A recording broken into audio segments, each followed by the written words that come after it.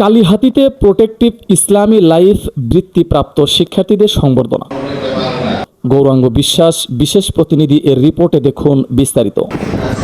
টাঙ্গাইলের কালিহাতীতে প্রোটেক্টিভ ইসলামী লাইফ বৃত্তি 2024 প্রাপ্ত শিক্ষার্থীদের হাতে স্মারক ফলক ও সনদপত্র বিতরণ করা হয়েছে। বুধবার 15 অক্টোবর সকাল 11টায় উপজেলা পরিষদ হল রুমে আয়োজন করা হয় উৎসব মুখর অনুষ্ঠানের। উপজেলা নির্বাহী অফিসার খায়রুল ইসলাম প্রধান অতিথি হিসেবে উপস্থিত থেকে বলেন, প্রতিটি শিশুর মধ্যেই অগাধ সম্ভাবনা লুকিয়ে আছে। সঠিক শিক্ষা ও অনুপ্রেরণার মাধ্যমে তারা দেশের উন্নয়নে ভূমিকা রাখতে পারবে। তিনি অভিভাবকদের সন্তানদের প্রতি দায়িত্বশীল হওয়ার পরামর্শ দেন।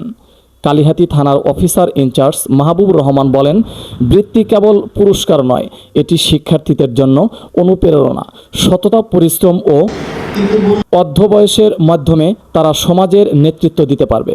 তিনি বাচ্চাদের সন্ধ্যার পর বাহিরে না যাওয়া ও অপ্রয়োজনীয় মোবাইল ব্যবহার বিরত থাকার পরামর্শ দেন। অনুষ্ঠানের উদ্বোধক ছিলেন বৃত্তি পরিচালনা কমিটির প্রধান উপদেষ্টা ও সাংবাদিক সৈয়দ মহসিন হাবিব সবুজ। সভাপতিত্ব করেন বৃত্তি পরিচালক কাশেম মিয়া। আলোচক হিসেবে বক্তব্য দেন ইসলামী লাইফ ইন্স্যুরেন্স লিমিটেডের উপব্যবস্থাপনা পরিচালক জাহিদুল ইসলাম ভূঁইয়া। শতাধিক মেধাবী শিক্ষার্থী অনুষ্ঠানে অংশ নেন এবং শেষে অতিথিরা তাদের হাতে স্মারক ফলক ও সনদপত্র তুলে দেন। পুরো পরিবেশ ছিল আনন্দময় ও উৎসবমুখর। SMP news 24 news desk.